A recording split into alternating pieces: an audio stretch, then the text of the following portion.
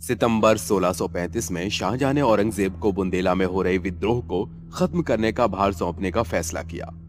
बुंदेला में इस तरह के विद्रोह अकबर के जमाने से होते आ रहे थे, जिन्हें समय समय पर दबाया जाता रहा, लेकिन वो अब फिर से तेजी पकड़ने लगे थे।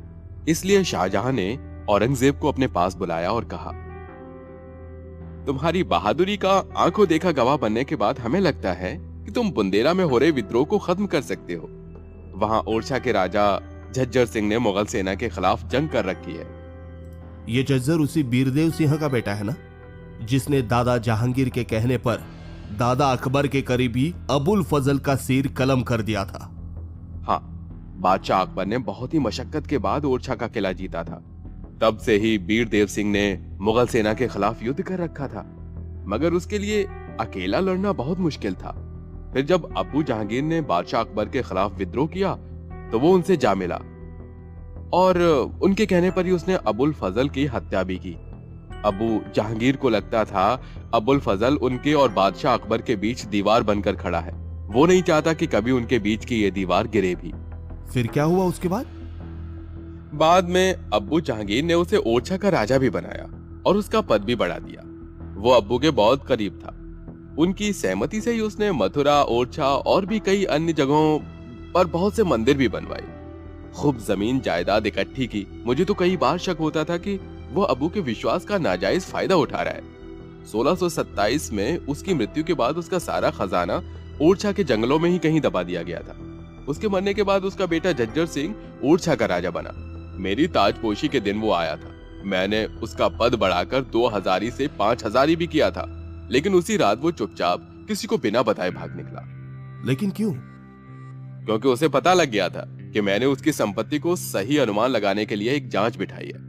मुझे खबर लगी थी कि वो और उससे पहले उसके पिता बीरदेव कुछ गैर कानूनी तरीके से अपनी संपत्ति बना रहे हैं। उसके भागने के बाद मैंने उसके पीछे अपनी सेना भेजी। वो पकड़ा भी गया और उसने माफी भी मांगी। तब मैंने उसे अपनी सेना के साथ डेक्कन भेज दिया। वो 1634 तक वहां रहा और फिर अपनी जगह अपने बेटे योगराज को नियुक्त करके वापस बुंदेल लौट आया। लेकिन वापस आकर भी वो चुप नहीं बैठा और उसने फिर से हमारे खिलाफ विद्रोह छेड़ दिया।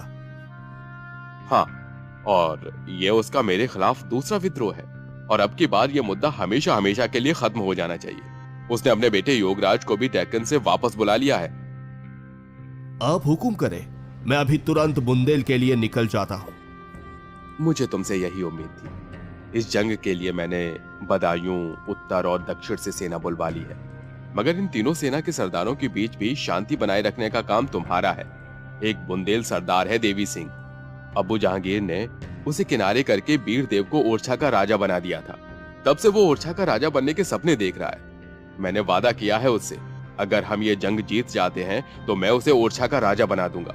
वो बुंदेल के जंगलों को भी अच्छे से जानता है। इस जंग में वो तुम्हारे बहुत काम आ सकता है।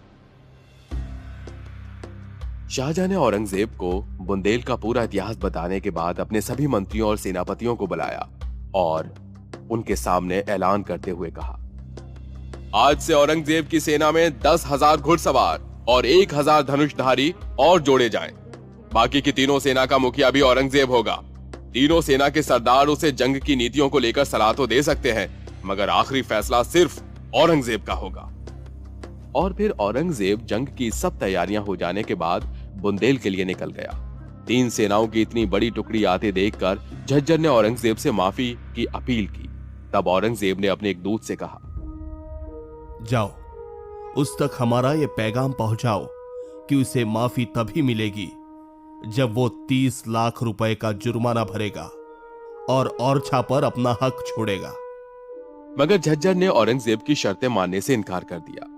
उन दिनों बारिश शुरू हो गई थी, इसलिए औरंगजेब बारिश खत्म होने का इंतजार करने लगा। फिर जैसे ही बारिश का महीना खत्म हुआ, तीनों सेनाएं झांसी से लगभग 25 मील दूर मानदर में मिली। तीनों सेनाओं के सरदारों ने औरंगजेब के साथ आगे की कार्रवाई पर चर्चा की। देवी सिंह औरंगजेब से बोला, आगे जंगल बहुत घना है। ओरछा तक इतनी बड़ी सेना ले जाने के लिए हमें पहले जंगल काटकर रास्ता बनाना होगा।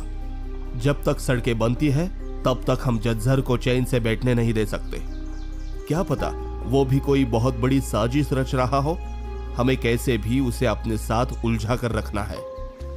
औरंगजेब की बात सुनकर दक्षिण से आई सेना का सरदार खाने दौरान बोला, तो क्यों ना देवी सिंह की सेना जंगल के बीच से निकलकर झज्जर की सेना पर छोटे मोटे हमले करती रहे।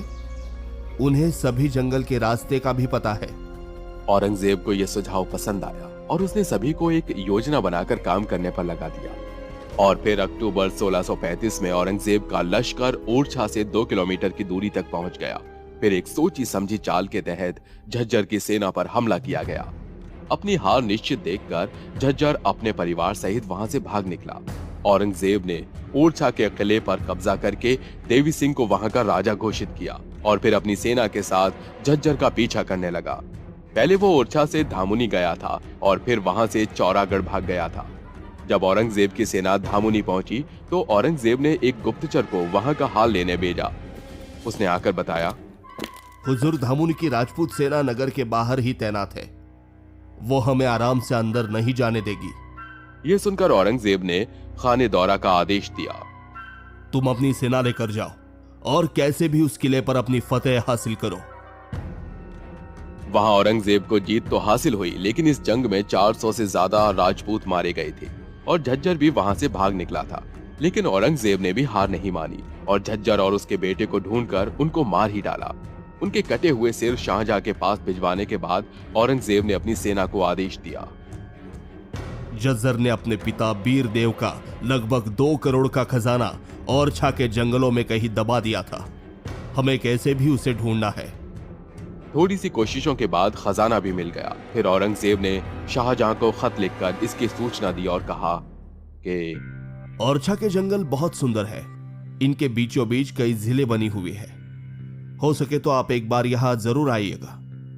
मैं आपका यही इंतजार करूंगा। शाहजहां को जब यह खत मिला तो वो दक्कन की ओर जा रहा था।